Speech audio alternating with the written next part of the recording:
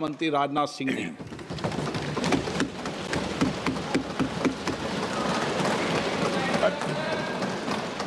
अध्यक्ष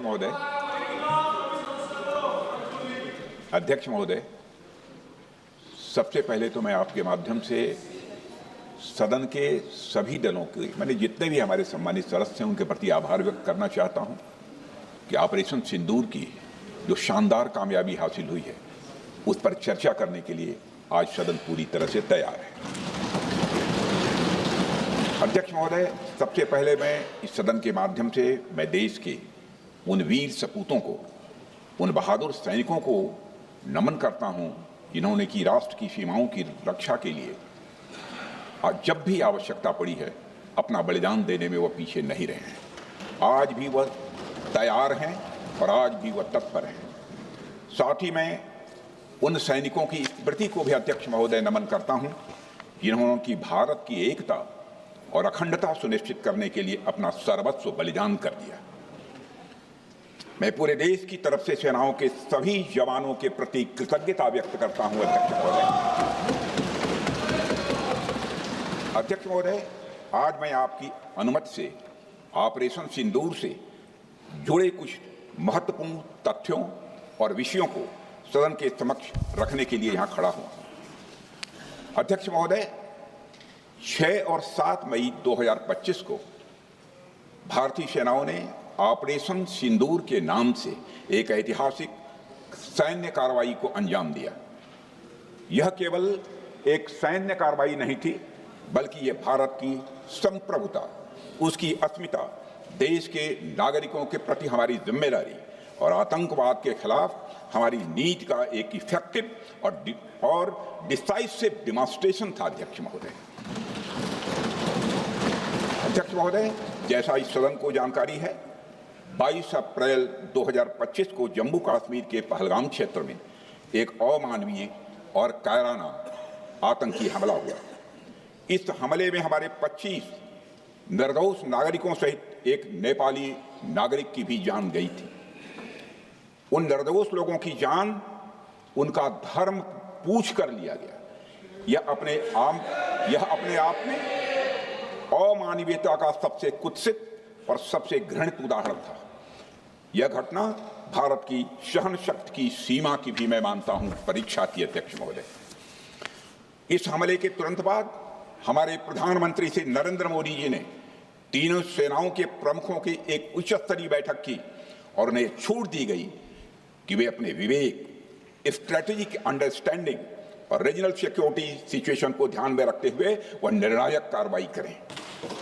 इसके बाद हमारे सैन्य नेतृत्व ने न केवल अपनी मैच्योरिटी दिखाई बल्कि उस स्ट्रेटेजिक विजडम का भी परिचय दिया जिसकी उम्मीद भारत जैसी एक रिस्पॉन्सिबल पावर से की जाती है। अध्यक्ष महोदय, ऑपरेशन सिंदूर को अंजाम देने से पहले हमारी सेनाओं ने हर पहलू का बहुत ही गहराई के साथ अध्ययन किया। हमारे पास कई विकल्प थे लेकिन हमने उस विकल्प को चुना जिसमें आतंकवादियों और उनके ठिकानों को अधिकतम नुकसान पहुंचे और जिसमें पाकिस्तान के आम नागरिक को कोई क्षति न होने पाए, इस बात की भी हम लोगों ने चिंता की। अध्यक्ष महोदय, हमारी सेनाओं द्वारा की गई वेल कोऑर्डिनेटेड स्ट्राइक्स ने 9 टेररिस्ट इंफ्रास्ट्रक्चर टारगेट्स को प्रिसीजन के साथ, सटीकता के साथ हिट किया और इस सैन्य कार्रवाई में एक अनुमान के अनुसार 100 से अधिक आतंकवादी, मैं बहुत संभल कर बोल रहा हूं अध्यक्ष महोदय, हमारी फिगर गलत ना होने पाए, फिगर इससे बहुत अधिक है। 100 से अधिक आतंकवादी, उनके ट्रेनर, उनके प्रशिक्षक, उनके हैंडलर, लश्कर-ए तोयबा और हिजबुल मुजाहिदीन जैसे आतंकवादी संगठनों से संबंधित थे। ये वही आतंकी संगठन हैं जिन्होंने पाकिस्तान की सेना और ISI का जिन्हें खुला समर्थन प्राप्त है। अध्यक्ष महोदय, 7 मई 2025 को रात्रि 1:05 भारतीय सशस्त्र बलों ने ऑपरेशन सिंदूर प्रारंभ किया जिसमें पाकिस्तान और पाक ऑक्युपाइड कश्मीर में भारत के खिलाफ आतंकी गतिविधियों से जुड़े 9 स्थानों को निशाना बनाया गया। इसमें पीओके के मुजफ्फराबाद में सवाई नाला और सैयदना बिलाल कैंप, कोटली में मस्जिद अब्बास व मसबर रहील शाहिद कैंप, कोटली में गुलपुर कैंप, भिम्बर में बरनाला कैंप, कोटली में अब्बास कैंप और पाकिस्तान के पंजाब प्रांत में बहावलपुर, मुरिदके और सरजाल और मेहमुना जोया शामिल थे। इनमें से 7 आतंकी शिविरों को भारतीय सेना ने पूरी तरह से नष्ट कर दिया, जबकि भारतीय वायुसेना ने मुरिदके और बहावलपुर को नेस्त नाबूद किया, जो लश्कर-ए-तोयबा और जैशे मोहम्मद के केंद्र हैं। पूरा ऑपरेशन मात्र, अध्यक्ष महोदय, जानकर पूरे सदन को प्रसन्नता होगी कि विदिन 22 मिनट्स पूरा ऑपरेशन समाप्त हो गया और हमने आतंकवादियों को उनके घर में घुसकर मारा। सशस्त्र बलों ने हमारी माताओं और बहनों के सिंदूर का बदला लिया और प्रत्येक भारतीय इस भावना से ओत-प्रोत हो गया। अध्यक्ष महोदय, मैं चाहूंगा कि पूरा सदन एक बार हमारे सेना के बहादुर जवानों के शौर्य और पराक्रम का अभिनंदन करे। अध्यक्ष महोदय, यह सिंदूर की लाली शौर्य की कहानी है। यह सिंदूर की लाली शौर्य की कहानी है, भारत के मस्तक पर वीरता की निशानी है।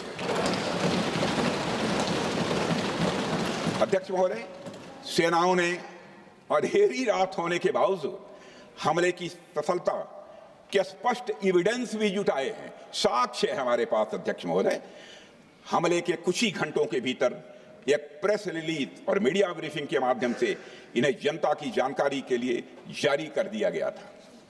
मुझे यह पुष्टि करते हुए गौरव की अनुभूति हो रही है कि सशस्त्र बल अपने सभी मिशन ऑब्जेक्टिव्स को पूरा करने में पूरी तरह से सक्षम रहे और साथ ही कामयाब रहे।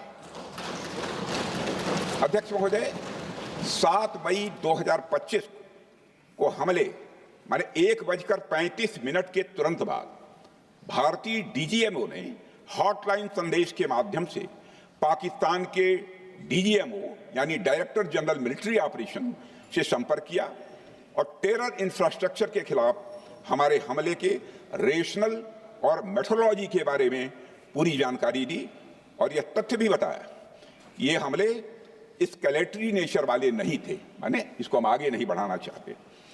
जिन मोहि मारा तिन मोहि मारे। अध्यक्ष महोदय, जिस प्रकार प्रभु हनुमान ने लंका में अपनी रणनीति बनाई थी, उसी प्रकार हमने भी उन्हीं को निशाना बनाया जिन्होंने हमें नुकसान पहुंचाया था। हालांकि पाकिस्तान ने इस रेशनल को समझने से इनकार कर दिया और अगले कुछ दिनों तक सिविलियन और सैन्य ठिकानों पर गोलीबारी करके बड़े पैमाने पर सीज फायर वायलेशन करके स्थिति को एस्केलेट करने की उसने कोशिश की। अध्यक्ष महोदय, 7-8 मई 2025 की रात को क्लियरली आइडेंटिफाइड आतंकवाद संबंधी ठिकानों पर हमारे सफल ऑपरेशन के बाद, सफल हमले के बाद पाकिस्तान ने स्थिति को एस्केलेट कर दिया और अनमैन्ड एरियल सिस्टम और अन्य साधनों का उपयोग करके भारतीय वायुसेना के बेसेस, भारतीय वायुसेना के सेंसर्स और सेना के फॉर्मेशन हेडक्वार्टर से लेकर ब्रिगेडों तक पर भी उसने हमला कर दिया। हालांकि हमारी इंटीग्रेटेड एयर डिफेंस ग्रिड और काउंटर यूएस ग्रिड ने इन हमलों को सफलतापूर्वक विफल कर दिया। अध्यक्ष महोदय, यस 400 यमारसैन आकाश मिसाइल सिस्टम और एयर डिफेंस गन्स बहुत प्रभावी साबित हुई हैं। अध्यक्ष महोदय, इस एस्केलेशन पर हमारा जवाबी हमला स्विफ्ट, प्रोपोर्शनेट और नवातुला था। अध्यक्ष महोदय, जिसमें 8 मई 2025 को केवल चुनिंदा पाकिस्तानी एयर डिफेंस सिस्टम और सेंसर नेटवर्क को प्रिसीजन गाइडेड मिशन द्वारा म्यूनिशंस द्वारा जो है टारगेट किया गया। अध्यक्ष महोदय, हमारी कार्रवाई पूरी तरह से सेल्फ डिफेंस में थी, न तो वह प्रोवोकेटिव थी और न तो एक्सपेंशनिस्ट थी। पाक द्वारा ये हमले 7 मई 25 से लगातार चले और 10 मई 2025 को रात लगभग 1:30 पर पाकिस्तान ने बड़े पैमाने पर भारत के ऊपर मिसाइल, ड्रोन, रॉकेट और अन्य लॉन्ग रेंज वेपन्स का इस्तेमाल किया। इसके साथ साथ उन्होंने इलेक्ट्रॉनिक वारफेयर से जुड़ी टेक्नोलॉजीज का भी सहारा लिया। अध्यक्ष महोदय, उनके निशाने पर हमारे भारतीय वायुसेना के अड्डे, थल सेना के एम्यूनिशन डिपोज, हवाई अड्डे और मिलिट्री कैंट थे। अध्यक्ष महोदय, यह कहते हुए मुझे गौरव की अनुभूति हो रही है कि हमारे air defence system, counter drone system और इलेक्ट्रॉनिक इक्विपमेंट्स ने पाकिस्तान के इस हमले को पूरी तरह से नाकाम कर दिया। पाकिस्तान हमारे किसी भी टारगेट को हिट नहीं कर पाया अध्यक्ष महोदय, और हमारे किसी भी इंपॉर्टेंट एसेट को नुकसान नहीं हुआ है। हमारी सुरक्षा व्यवस्था अध्यक्ष महोदय चाक चौबंद थी और हर हमले को हम लोग रोका गया। मैं इसके लिए भारतीय सेना के बहादुर सैनिकों की जमकर सराहना करता हूं, जिन्होंने दुश्मन के हर मंसूबे पर पानी फेर दिया।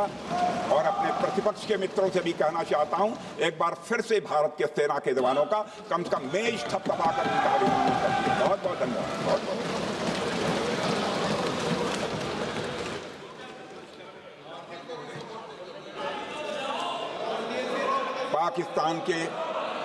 पाकिस्तान के इस हमले के जवाब में हमारी कार्रवाई साहसिक थी, ठोस थी और प्रभावी थी।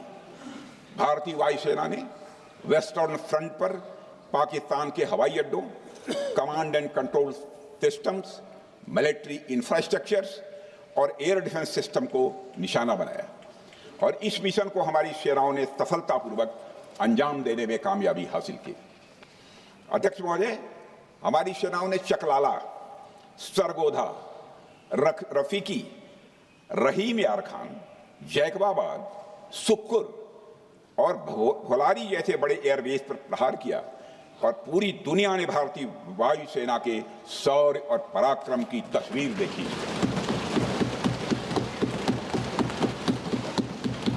अध्यक्ष महोदय, ऑपरेशन सिंदूर ट्राई सर्विसेज कोऑर्डिनेशन का एक बेमिसाल उदाहरण था। जब भारतीय वायुसेना ने आसमान से हमले किए, हमारी थल सेना ने जमीन पर मोर्चा संभाल लिया। हमारे जवान नियंत्रण रेखा पर पूरी ताकत से डटे रहे और पाकिस्तान की हर हरकत का करारा जवाब दिया। अध्यक्ष महोदय, भारतीय नौसेना ने भी, लोग पूछते हैं भारतीय नौसेना का क्या रोल था, भारतीय नौसेना ने भी उत्तरी अरब सागर में अपनी तैनाती मजबूत कर दी। भारतीय नौसैनिकों ने पाकिस्तान को यह साफ संदेश दिया कि हम समुद्र से लेकर जमीन तक पाकिस्तान के हर महत्वपूर्ण ठिकानों पर प्रहार करने में न केवल सक्षम हैं बल्कि हम तैयार हैं। अध्यक्ष महोदय, इस ऑपरेशन का मकसद टेररिस्ट कैंप्स और उनके सपोर्टर्स को टारगेट करना, उन्हें नेस्त नाबूद करना था और ये साफ संदेश देना था कि भारत आतंकवाद के विरुद्ध जीरो टॉलरेंस रखता है। भारत ने कार्रवाई इसलिए रोकी क्योंकि कॉन्फ्लिक्ट के पहले और उसके दौरान जो भी पॉलिटिकल और मिलिट्री ऑब्जेक्टिव्स तय किए गए थे उसे हम पूरी तरह से हासिल कर चुके थे। इसलिए यह कहना, यह मानना कि यह ऑपरेशन किसी दबाव में रोका गया था, यह बेबुनियाद है और सरासर गलत है।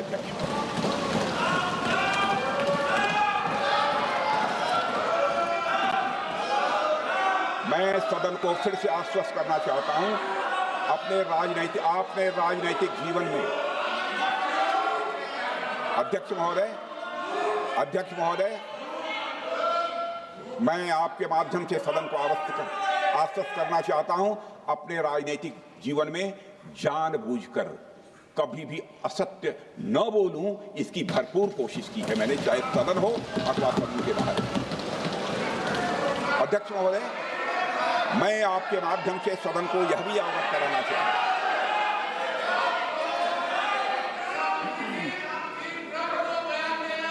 प्लीज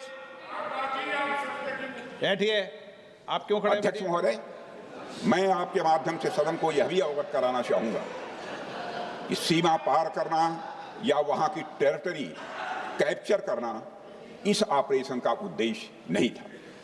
ऑपरेशन सिंदूर प्रारंभ करने का मकसद था अध्यक्ष महोदय उन टेरर नर्सरीज को खत्म कर देना जिन्हें पाकिस्तान ने बरसों से पाला पोसा था। और यह ऑपरेशन उन मासूम परिवारों को न्याय दिलाने के लिए लॉन्च किया गया था जिन्होंने पाक स्पॉन्सर्ड टेररिस्ट अटैक्स में अपने प्रियजनों को खोया था। हमारी सेनाओं ने सिर्फ उनको टारगेट किया जो इन आतंकियों को सपोर्ट करते हुए भारत पर हमला करने की कोशिश में लगातार शामिल थे। अध्यक्ष महोदय, ऑपरेशन सिंदूर का ओवरऑल पॉलिटिको मिलिट्री ऑब्जेक्टिव यह था कि आतंकवाद के रूप में प्रॉक्सी वार लड़ रहे पाकिस्तान को सजा दी जाए और इसी वजह से आर्म फोर्सेस को पूरी आजादी दी गई थी कि वे अपने टारगेट खुद चुनें और करारा जवाब दें। और इस ऑपरेशन का उद्देश्य कोई भी युद्ध छेड़ना नहीं था, बल्कि फोर्स के डिमॉन्स्ट्रेटिव यूज से एडवर्सरी को झुकने के लिए मजबूर करना था। 10 मई की सुबह जब भारतीय वायुसेना ने पाकिस्तान की मल्टीपल एयरफील्ड पर करारा प्रहार किया तो पाकिस्तान ने हार मान ली है अध्यक्ष महोदय, और हॉस्टिलिटी रोकने की कोशिश की। अब रोक दीजिए महाराज। उन्होंने एक कोशिश की, हमारे डीएमओ से बात की, महाराज अब रोक दीजिए, बहुत हो गया। यह पेशकश इस कैबिनेट के साथ स्वीकार की गई थी। सुने, रुकिए तो रुकिए, बता दूंगा, बता दूंगा। अब बैठ आपको मौका मिलेगा। यह क्यों रुका, इसका पहले ही मैं पूरी तरह से वर्णन कर चुका हूं अध्यक्ष महोदय। मैं नेता प्रतिपक्ष को बहुत सम्मान के साथ कहना चाहता हूं कि कृपया एक बार मेरा पूरा भाषण पूछ लें। आपको प्रश्न पूछने की पूरी आजादी है, आप पूछ सकते हैं, मैं उसका उत्तर दूंगा। अध्यक्ष महोदय, 10 मई की सुबह जब भारतीय वायुसेना ने पाकिस्तान की मल्टीपल एयरफील्ड पर करारा प्रहार किया तो पाकिस्तान ने हार मान ली और हॉस्टिलिटी रोकने की उन्होंने पेशकश की। यह पेशकश इस कैबिनेट के साथ स्वीकार की गई हम लोगों के द्वारा कि यह ऑपरेशन केवल पाज किया गया है, स्थगित किया गया है। यह ऑपरेशन समाप्त नहीं हुआ है अध्यक्ष महोदय। अगर पाकिस्तान की ओर से भविष्य में कोई भी मिस एडवेंचर हुआ तो यह ऑपरेशन अध्यक्ष महोदय, मैं सदन को आश्वस्त करना चाहता हूं, दोबारा प्रारंभ हो।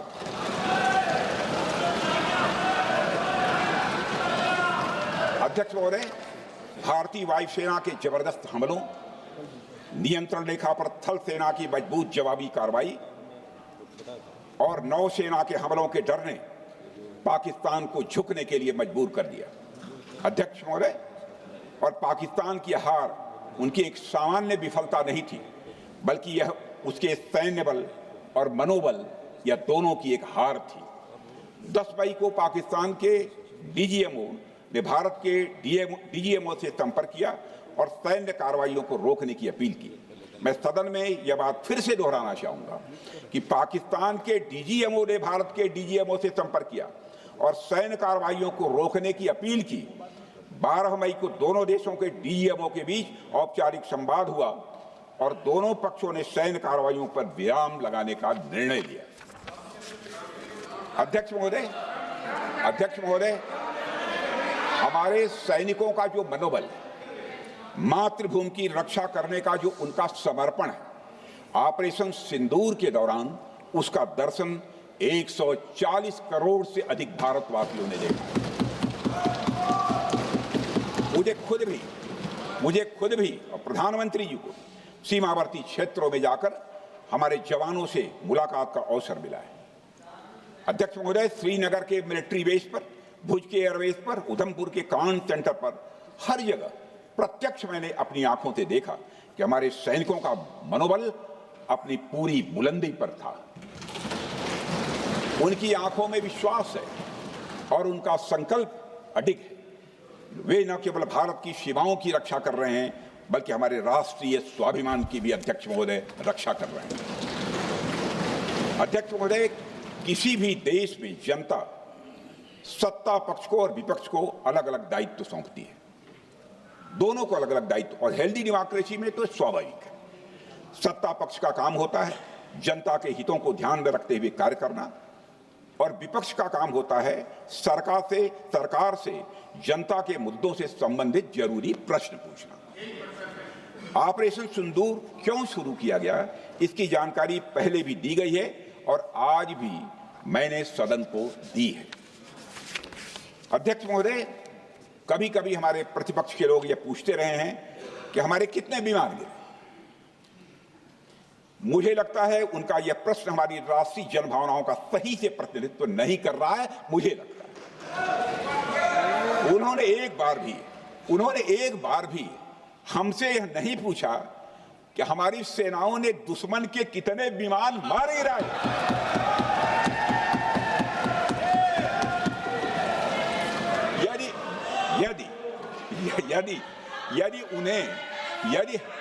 यदि उन्हें प्रश्न पूछना ही है अध्यक्ष महोदय, तो उनका प्रश्न यह होना चाहिए, क्या भारत ने आतंकवादी ठिकानों को तबाह किया? तो उसका उत्तर है हाँ।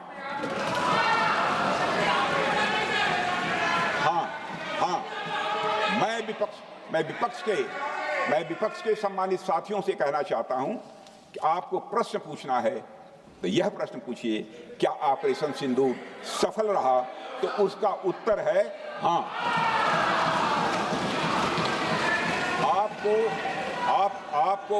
आपको प्रश्न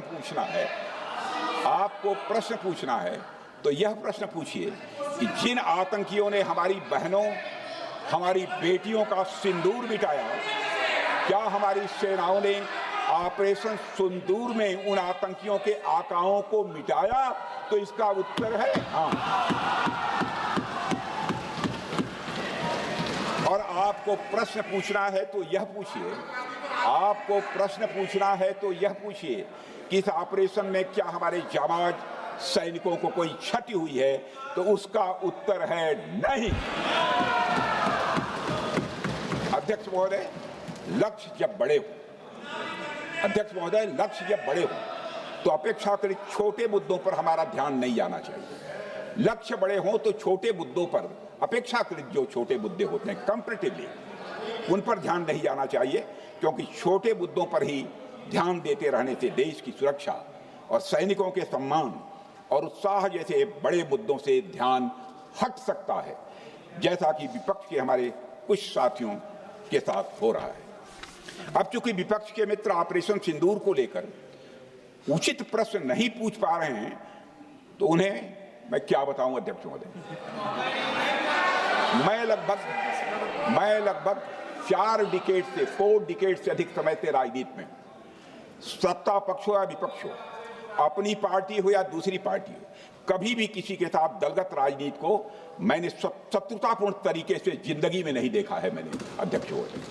इसलिए आज अगर विपक्ष प्रश्न पूछने में असफल है, मैं विपक्ष को उनके इस काम में थोड़ी सी मदद करना चाहता हूं। अध्यक्ष महोदय, मैं विपक्ष के अपने सम्मानित साथियों से ये कहना चाहता हूं कि यदि आज हम लोग सत्ता पक्ष में हैं, तो ऐसा नहीं है कि हम हमेशा सत्ता पक्ष में ही रहेंगे। यह आवश्यक नहीं है, किसी के लिए आवश्यक नहीं। एक लंबा समय हमने विपक्ष का काम किया है, एक लंबा समय हमने सरकारों से सवाल पूछने में लगाया है। जनता ने जब हमें विपक्ष में रहने का दायित्व सौंपा था, तो हमने विपक्ष में रहकर विपक्ष की भूमिका को बड़े ही सकारात्मक तरीके से निभाया भी। अध्यक्ष महोदय, विपक्ष में रहकर हमने कैसे प्रश्न पूछे, इसके कुछ उदाहरण मैं यहां रखना चाहता हूं। 1962 में अध्यक्ष महोदय, चीन के साथ हुए युद्ध में जब दुखद परिणाम आया, तो हमने उस समय की सरकार से यह पूछे थे, लेकिन वह प्रश्न यह था कि हमारे देश की धरती पर दूसरे देश का कब्जा कैसे हुआ। हमने यह प्रश्न पूछा था कि हमारी सेना और हमारी जनता अपमानित क्यों हुई। हमने यह प्रश्न पूछा था कि बड़ी संख्या में हमारे सैनिक हताहत कैसे हुए। हमने यह प्रश्न नहीं पूछा कि हमारे टैंक, हमारी मशीनें, हमारी बंदूकें क्यों ध्वस्त हो गई। यह प्रश्न हम लोगों ने नहीं पूछा। मशीनों और तोपों की चिंता न करके, मशीनों और तोपों की चिंता न करके अध्यक्ष महोदय, हमने देश की टेरिटरी की चिंता की, हमने देश के सैनिकों की। इसी तरह 71 के युद्ध में, 71 के युद्ध में जब हमने पाकिस्तान को सबक सिखाया, मैं उस समय की सरकार को मैं बधाई देना चाहता हूं। हमने अपने राजनीतिक और सैन्य नेतृत्व की प्रशंसा की। हमने ये नहीं देखा कि किस दल की सरकार है, किस विचारधारा की सरकार है, इसकी चिंता नहीं की कभी। हमारे नेता अटल बिहारी वाजपेयी ने संसद में खड़े होकर उस समय के नेतृत्व की प्रशंसा की थी। हमने इस बात की खुशी जाहिर कि हमने अपने शत्रु को सबक सिखाया। हमने उस दौरान यह प्रश्न नहीं पूछा कि सबक सिखाने के दौरान में भारत के कितने प्लेन्स गिरे, भारत के कितने इक्विपमेंट्स बर्बाद हुए। यह प्रश्न अध्यक्ष महोदय उस समय भी हम लोगों ने नहीं पूछा। अध्यक्ष महोदय, यदि मैं इसे और भी प्रैक्टिकल तरीके से समझाऊं, तो किसी भी परीक्षा के परिणाम में रिजल्ट मैटर करता है। यदि किसी परीक्षा में कोई बच्चा अच्छे मार्क्स लेकर आ रहा है तो हमारे लिए उसके मार्क्स मैटर करने चाहिए। हमें इस बात का ध्यान नहीं रखना चाहिए कि एग्जाम के दौरान उसकी पेंसिल टूट गई थी या उसकी पेन खो गई।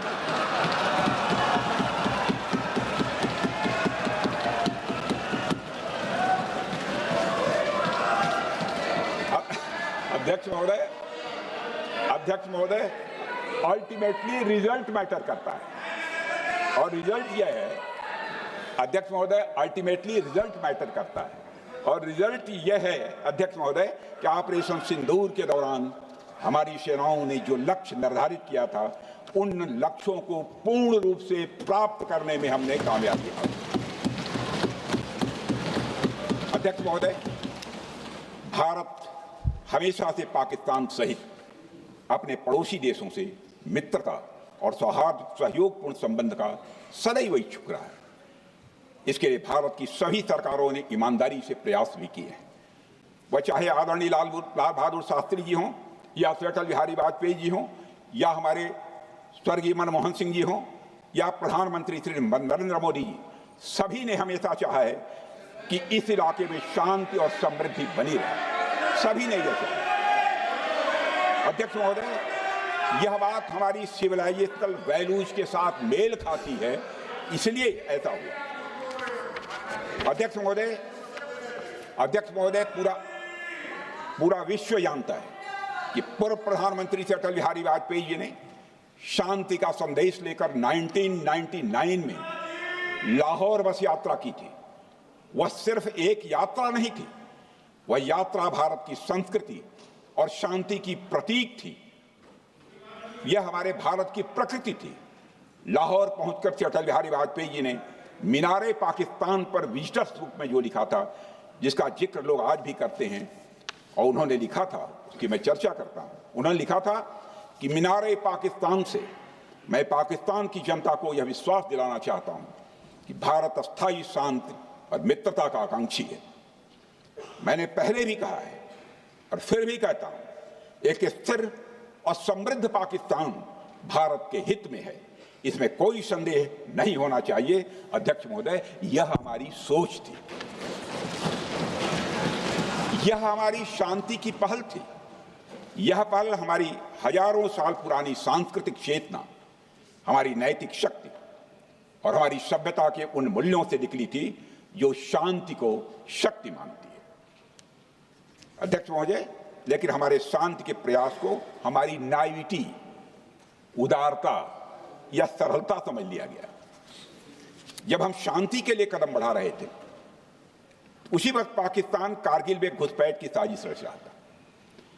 हम दोस्ती के राह पर थे तो वो षड्यंत्र की राह पर था। जब हम मामला खुलकर सामने आया तो हमारे वीर सैनिकों ने इस घुसपैठ के खिलाफ कार्रवाई करना प्रारंभ किया, और जब भारत की जीत सामने दिखाई दे रही थी तो पाकिस्तान ने परमाणु युद्ध की धमकी दे डाली। अध्यक्ष महोदय, तब हमारे प्रधानमंत्री, तत्कालीन प्रधानमंत्री आदरणीय अटल बिहारी वाजपेयी जी ने कहा था, पाक सेना के परमाणु हमले से भारत का तो कुछ नहीं बिगड़ेगा, लेकिन पाकिस्तान दूसरे दिन का सूरज नहीं देख पाएगा।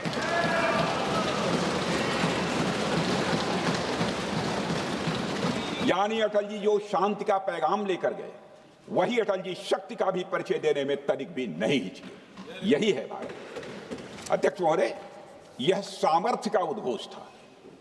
यह एक स्पष्ट संदेश था कि भारत शांति चाहता है, लेकिन अगर कोई हमारी संप्रभुता को चुनौती देगा तो उसका जवाब भी उतनी ही दृढ़ता से दिया जाएगा। अध्यक्ष महोदय, 2015 में जब हमारे प्रधानमंत्री मोदी जी ने लाहौर जाकर नवाज शरीफ से मुलाकात की, तो भारत ने फिर से दोस्ती का हाथ बढ़ाया। भारत ने फिर से दोस्ती का हाथ बढ़ाया। अध्यक्ष महोदय, हम वाकई में शांति की राह पर चलना चाहते थे, क्योंकि हमारी मूल प्रकृति बुद्ध की है, युद्ध की नहीं है। हमारी सरकार ने भी पाकिस्तान के साथ शांति स्थापित करने के अनेक प्रयत्न किए हैं, लेकिन बाद में हमने 2016 में सर्जिकल स्ट्राइक से, 2019 में बालाकोट में एयर स्ट्राइक से और 2025 के ऑपरेशन सिंदूर से हमने शांति स्थापित करने का दूसरा रास्ता अपनाया है। अध्यक्ष महोदय, अब हमारे प्रधानमंत्री श्री नरेंद्र मोदी जी और हमारी सरकार का स्टैंड बिल्कुल क्लियर है कि टेररिज्म और टॉक्स ये दोनों साथ नहीं चल सकते, क्योंकि सभ्य मुल्कों के बीच बातचीत होती है। अध्यक्ष महोदय, लोकतांत्रिक देशों में बातचीत होती है, पर एक ऐसा देश जिसके वजूद में लोकतंत्र का एक कतरा भी न हो और सिर्फ रिलीजियस फैनेटिसिज्म, टेररिज्म और हेट्रेड अगेंस्ट इंडिया हो, उसके साथ संवाद किसी भी सूरत में नहीं किया जा सकता, क्योंकि टेररिज्म की भाषा जो अध्यक्ष महोदय होती है वह खून, डर और नफरत है, संवाद नहीं। गोलियों की आवाज में संवाद की आवाज दब जाती है। जहां खून बहता है वहां बातचीत की गुंजाइश अध्यक्ष महोदय नहीं बचती। अध्यक्ष महोदय, पाकिस्तान की वर्तमान स्थिति अब जग जाहिर है। जिस देश ने आतंक को अपनी विदेश नीति का औजार बना लिया, वह अंततः अपने ही जाल में फंस जाता है। पाकिस्तान की नीति और चरित्र को लेकर कोई भ्रम नहीं रहना चाहिए। यह एक ऐसा देश है जो वैश्विक आतंकवाद की नर्सरी है और उन्होंने इसको अपनी स्टेट पॉलिसी का भी एक आधार बनाया हुआ है। अध्यक्ष महोदय, ऑपरेशन सिंदूर के दौरान पूरी दुनिया ने देखा है कि पाकिस्तान में सरकार आतंकवादियों के लिए स्टेट फ्यूनरल का इंतजाम कर रही है और सैन्य अधिकारी भी आतंकवादियों के जनाजे में भाग लेते हैं। यह वही देश है जो सीमा पर सैनिकों से लड़ने का साहस नहीं जुटा पाता, इसलिए निर्दोष नागरिकों, बच्चों और तीर्थ यात्रियों को आतंकवाद का निशाना बनाता है। पाकिस्तान की सेना और आईएसआई आतंकवाद को एक प्रॉक्सी वार के रूप में अध्यक्ष महोदय इस्तेमाल करती हैं और उसके सहारे वे भारत को डिस्टेबलाइज करने का सपना देखती है। अध्यक्ष महोदय, मैं लोकतंत्र के मंदिर में खड़े होकर यह बात कह रहा हूं कि भारत को 1000 कट्स देने का सपना पालने वालों को नींद से जग जाना चाहिए। यह मोदी जी के नेतृत्व वाला नया भारत है जो आतंकवाद के खिलाफ किसी हद तक जा सकता है।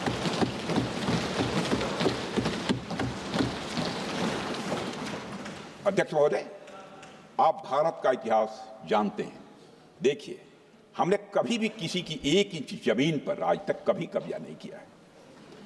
हम यह भी जानते हैं कि युद्ध अपनी बराबरी वालों से करना चाहिए। ऐसा गोस्वामी तुलसीदास जी ने लिखा है और गोस्वामी तुलसीदास जी कहते हैं कि नीति ऐसी ही होनी चाहिए, प्रीति और बैर बराबरी वाले से ही करनी चाहिए। शेर यदि मेढकों को मारे तो उसका बहुत अच्छा संदेश नहीं आता है अध्यक्ष महोदय। और अध्यक्ष महोदय, हमारे देश की सेना शेर है।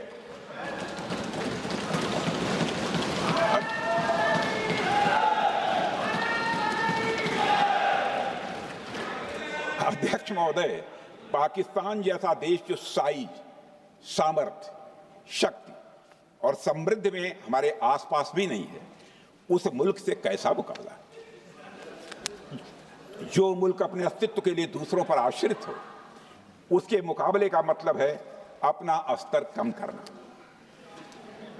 हमारी नीति है आतंकवाद के खिलाफ प्रभावी कार्रवाई करना। हमारा पाकिस्तान विरोध उनकी आतंकवाद की नीति के कारण है, इसलिए पाकिस्तान से हमारा विरोध है। अध्यक्ष महोदय, हम अगर शांति की आशा के लिए हाथ बढ़ाना जानते हैं तो अशांति फैलाने वाले हाथों को उखाड़ना भी जानते हैं। अध्यक्ष महोदय, अगर शांति के प्रयास करना हम जानते हैं तो दुष्टों को जो भाषा समझ में आए उसी भाषा में समझाना भी जानते हैं। सठे साक्ष्यम समाचरित, अर्थात दुष्ट के साथ दुष्टता का ही व्यवहार करना पड़ता है कभी कभी। अध्यक्ष महोदय, हमने भगवान कृष्ण से सीखा है कि शिशुपाल की 100 गलतियां माफ की जा सकती हैं, पर अंत में धर्म की रक्षा के लिए सुदर्शन चक्र उठाना ही पड़ता है। हमने पार्लियामेंट का अटैक सहा है अध्यक्ष महोदय, 2008 का मुंबई अटैक सहा है, झेला है, लेकिन अब हमने कह दिया है इनफ इज इनफ। अब हमने सुदर्शन चक्र उठा लिया है अध्यक्ष महोदय।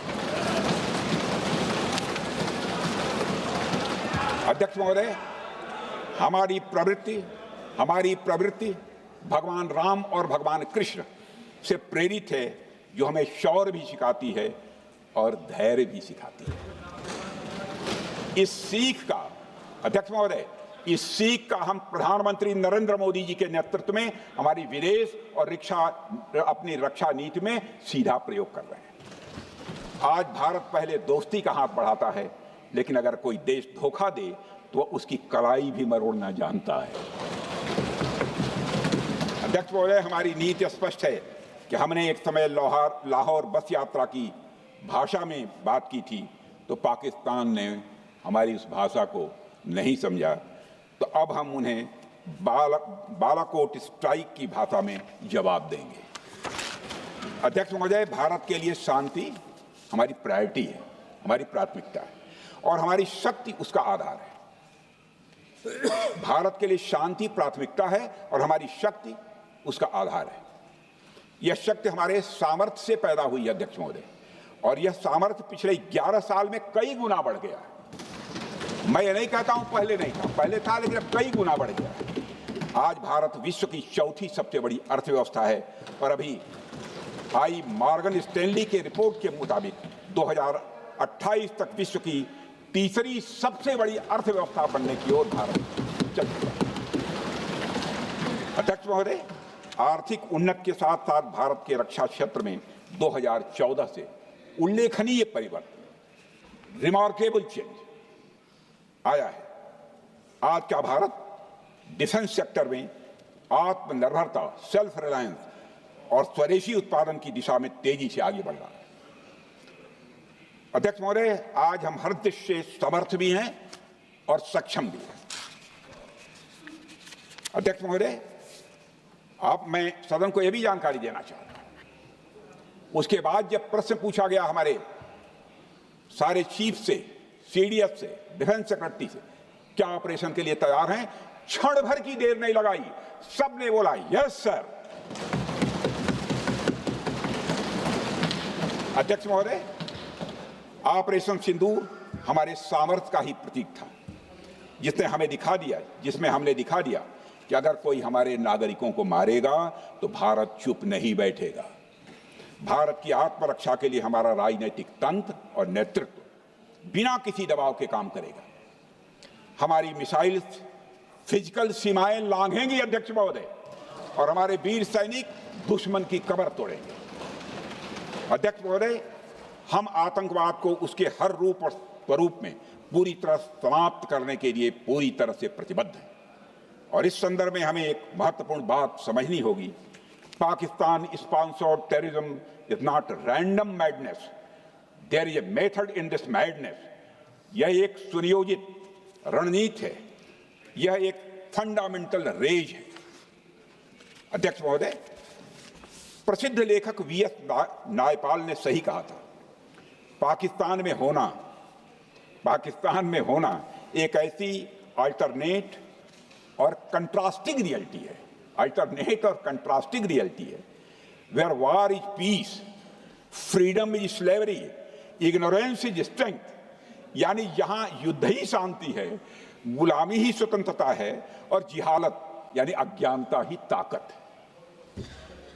अध्यक्ष महोदय, इसलिए पाकिस्तान द्वारा प्रायोजित आतंकवाद कोई पागलपन नहीं है।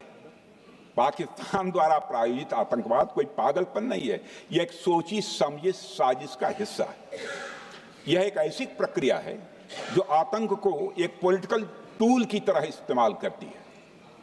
यह सिर्फ आतंकवाद नहीं, यह एक टूल किट है, एक ऐसा टूल किट जिसे पाकिस्तान की सेना और उसकी एजेंसियां एक नीति के तहत अपनाए हुए हैं। This tool kit is an opposition to civilized code of conduct that the rest of the world prefers to abide by। यानी यह टूल किट उस सिविलाइज्ड कोड ऑफ कंडक्ट के खिलाफ है जिसे दुनिया का हर जिम्मेदार देश मानता है। अध्यक्ष महोदय, यह एक कट्टरपंथी सोच की उपज है जिसमें सहिष्णुता के लिए कोई जगह नहीं। हमारा पाकिस्तान के साथ कोई सीमा का संघर्ष नहीं है अध्यक्ष महोदय, बल्कि यह सभ्यता बनाम बर्बरता का संघर्ष है। सभ्यता बनाम बर्बरता का संघर्ष। पाकिस्तान के हुक्मरान जानते हैं कि उनके सैनिक युद्ध के मैदान में भारत से नहीं जीत सकते, इसलिए वे आतंक को पालते ही नहीं, उन्हें प्रशिक्षण देते हैं और फिर दुनिया के सामने खड़े होकर निर्दोष बनने की कोशिश करते हैं। अध्यक्ष महोदय, पाकिस्तान दोहरे मापदंड और झूठ की बुनियाद पर खड़ा हुआ एक ऐसा देश है जो अब फेल्ड स्टेट के तौर पर देखा जा रहा है। भारत ने ऑपरेशन सिंदूर के जरिए पूरी दुनिया को दिखा दिया है कि हम इस आतंकवाद के गंदे खेल को जड़ से समाप्त करने का संकल्प ले चुके हैं। अध्यक्ष महोदय, जब अटल जी प्रधानमंत्री थे तब पाकिस्तान के साथ कंबोजिट डायलॉग के लिए भारत की शर्त थी कि पाकिस्तान अपनी जमीन का प्रयोग भारत के खिलाफ टेररिज्म फैलाने के लिए नहीं करेगा। एक कंपोजिट डायलॉग के लिए भारत की शर्त थी, जिसे पाकिस्तान ने भी मान लिया था उसमें। लेकिन दुर्भाग्य से 2009 में शर्म एल शेख में तत्कालीन सरकार ने एक बड़ी भूल की, जब कंपोजिट डायलॉग प्रोसेस से पाकिस्तान प्रायोजित आतंकवाद को डीलिंक कर दिया गया। यानी बातचीत जारी रखने के लिए पाकिस्तान द्वारा अपनी जमीन को आतंकवाद के लिए प्रयोग न करने की शर्त को ही डाइल्यूट कर दिया गया। मैं मानता हूं यह भारत की स्ट्रेटेजिक पोजीशनिंग को कमजोर करने वाला एक कदम था। अध्यक्ष महोदय, ऐसी ही एक और गंभीर चूक तत्कालीन सरकार ने 2006 में हवाना में भी हुई थी, जब पाकिस्तान को आतंकवाद का विक्टिम माना गया और एक ज्वाइंट एंटी टेरर मैकेनिज्म बनाने पर सहमति भी हुई थी। 2006 की बात कर रहा हूं। अध्यक्ष महोदय, यह सोचने वाली बात है कि जो देश आतंक को पैदा करता है, उसे पालता है, उस देश को ही आतंक से पीड़ित मान लेना कितना बड़ा स्ट्रेटेजिक ब्लंडर है। अध्यक्ष महोदय, आतंकवाद के खिलाफ हमारी लड़ाई अब केवल सीमा पर नहीं है, बल्कि वैचारिक मोर्चों पर भी लड़ी जा रही है। इसी उद्देश्य से प्रधानमंत्री जी कई हाई लेवल डेलीगेशंस का गठन भी उन्होंने किया था, जिसमें हमारे लगभग अधिकांश दलों के सम्मानित सदस्य उसमें शामिल थे। उसमें विभिन्न राजनीतिक दलों के रिप्रेजेंटेटिव शामिल थे और सचमुच इस समिति ने वैश्विक मंचों पर जाकर भारत की बात बहुत ही प्रभावी तरीके से रखी और आतंकवाद के विरुद्ध वैश्विक समर्थन को उन्होंने मजबूत किया। अध्यक्ष महोदय, मैं उन सभी डेलीगेशन के सम्मानित सदस्यों के प्रति शीश झुकाकर आभार व्यक्त करना चाहता हूं, जिन्होंने भारत का आतंकवाद के खिलाफ स्टैंड तथा जीरो टॉलरेंस की पॉलिसी और ऑपरेशन सिंदूर के बारे में दुनिया के देशों को सही तरीके से अवगत कराया, प्रभावी तरीके से अवगत कराया। अध्यक्ष महोदय, ऑपरेशन सिंदूर को लेकर सर्वदलीय बैठक भी हुई। I am very happy to tell the house I am very happy to tell the House that during Operation Sindoor, all the political parties of the country kept aside all ideologies and differences and showed solidarity with the nation, with the soldiers and with the government. फिर इसके लिए आभार व्यक्त करता हूं। मुझे लगता है यही इस देश के लोकतंत्र की खूबसूरती है। अध्यक्ष महोदय, जैसा कि हमारे माननीय प्रधानमंत्री मोदी जी ने भी कहा है कि ऑपरेशन सिंदूर अभी रुका है, समाप्त नहीं हुआ है। यदि आवश्यकता पड़ी, यदि पाकिस्तान फिर किसी नापाक हरकत की कोशिश करता है तो हम और भी कठोर और निर्णायक कार्रवाई करने के लिए तैयार हैं। अध्यक्ष महोदय, ऑपरेशन सिंदूर के माध्यम से पाकिस्तान के मन में भारत को लेकर जो बहुत बड़ी गलतफहमी थी वह हमने दूर कर दी है। और मेरी दूर थोड़ी बहुत बची है भी होगी तो उसको भी दूर कर देंगे। अध्यक्ष महोदय, मुझे महाकवि राष्ट्रकवि रामधारी सिंह जी दिनकर की कुछ पंक्तियां याद आती हैं। अध्यक्ष महोदय, क्षमाशील हो रिपु समक्ष, तुम हुए विनत जितना ही, दुष्ट कौरवों ने तुमको कायर समझा उतना ही। अध्यक्ष महोदय, भारत ने न केवल अपनी सैन्य क्षमता का प्रदर्शन किया, बल्कि अपनी राष्ट्रीय दृढ़ता, नैतिकता और राजनीतिक कुशलता का भी परिचय दिया है। भारत अब किसी भी आतंकी हमले का निर्णायक और स्पष्ट उत्तर देगा। अध्यक्ष महोदय, हमने एक नई लक्ष्मण रेखा खींच ली है। अब आतंकवाद को आश्रय और समर्थन देने वालों को कोई शरण नहीं मिलेगी। और अध्यक्ष महोदय, भारत किसी भी तरह के न्यूक्लियर ब्लैकमेलिंग या दबावों के आगे अब झुकने वाला नहीं है।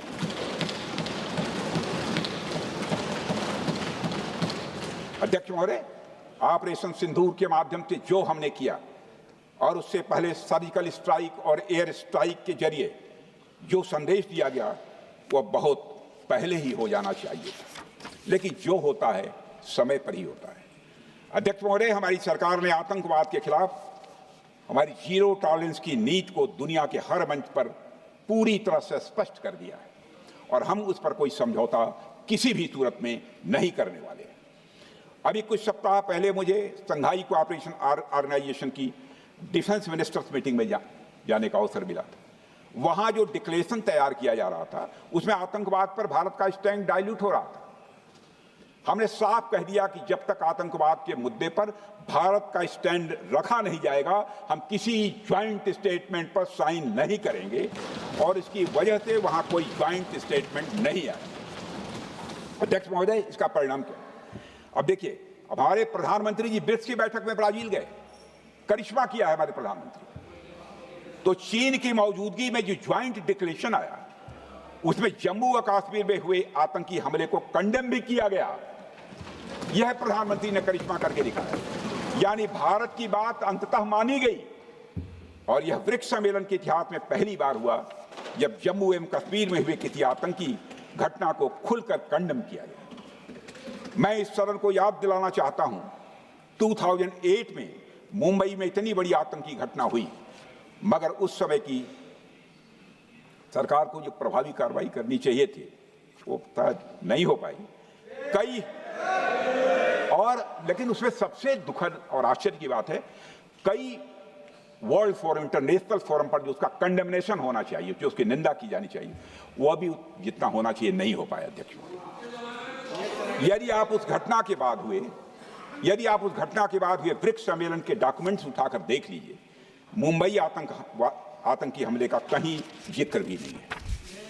और अध्यक्ष महोदय, जब केंद्र में प्रधानमंत्री मोदी जी के नेतृत्व में सरकार बनी तब जाकर कहीं के हालात कुछ बदलने शुरू हुए और साल 2017 में हुए ब्रिक्स सम्मेलन में पहली बार 2017 में हुए ब्रिक्स सम्मेलन में पहली बार आतंकवाद से लश्कर और जैश जैसे आतंकवादी संगठनों को जोड़ा गया। यह भी अपने में करिश्माई काम था। यह परिस्थिति इसलिए बनी क्योंकि इसके ठीक एक साल पहले उरी की घटना के भारत की सेनाओं ने सीमा पर जाकर सर्जिकल स्ट्राइक की थी। हमने दुनिया को बताया कि आतंकवाद के खिलाफ हम सरहद के इस पार भी मारेंगे और जरूरत पड़ी तो आतंकियों के घर में घुसकर भी मारेंगे। यह बदलाव प्रधानमंत्री मोदी जी के नेतृत्व में आया है। अध्यक्ष महोदय, यह वही नीति है जो पहले की सरकारों को भी अपनानी चाहिए थी। उन सरकारों को जिनके शासनकाल में भारत ने सबसे भीषण आतंकी हमलों का सामना किया, जिनमें 2008 का मुंबई हमला आज भी हर हिंदुस्तानी के जेहन में बैठा हुआ है, जिंदा है, एक न भूलने वाली त्रासदी के रूप में जिंदा है। अध्यक्ष महोदय, मैं श्री प्रणब मुखर्जी जी ने अपनी किताब द कोलिशन ईयर्स में लिखा है, मेरे पास है भी वो, कोलिशन ईयर्स में लिखा है कि जब मुंबई अटैक हुआ था, प्रणोदा ने लिखा है, जब मुंबई अटैक हुआ था, India had evidence that the terrorist came from Karachi port. Pakistan के नॉन स्टेट एक्टर्स के बहाने पूरी दुनिया में को पूरी दुनिया में कोई मान नहीं रहा था। उन्होंने लिखा है प्रणोदा ने, and I quote, amid heated debates within the cabinet, there was a demand for military intervention which I rejected. यह उन्होंने लिखा, मैंने नहीं लिखा, अनकोट। अध्यक्ष महोदय, भारतीय विदेश सेवा के एक वरिष्ठ अधिकारी ने भी अपनी किताब में इस बात की पुष्टि की है, जिनका नाम है अजय बिसारिया, और वो शायद फॉरेन सेक्रेटरी थे, कि मुंबई हमले के तुरंत बाद एक उच्च स्तरीय बैठक हुई थी जिसमें तत्कालीन विदेश मंत्री प्रणोदा ने पूछा व्हाट शुड बी डन। तो विदेश सचिव शिवशंकर मेनन जी ने सुझाव दिया कि भारत मोरदके में लश्कर ए तोयबा के मुख्यालय पर क्रूज मिसाइल से हमला कर सकता है। यह सुनकर प्रणोदा ने चश्मा उतारकर साफ किया और सभी अधिकारियों को धन्यवाद देकर बैठक समाप्त कर दी। अध्यक्ष महोदय, उस समय की सरकार ने जो सही समझा वो किया, पर मैं मानता हूं कि अगर तब की सरकार ने भी 2016 सर्जिकल स्ट्राइक, 2019 एयर स्ट्राइक जैसे निर्णायक और कठोर कदम उठाए होते तो पाकिस्तान की स्ट्रेटेजिक कैलकुलस बदल सकती थी।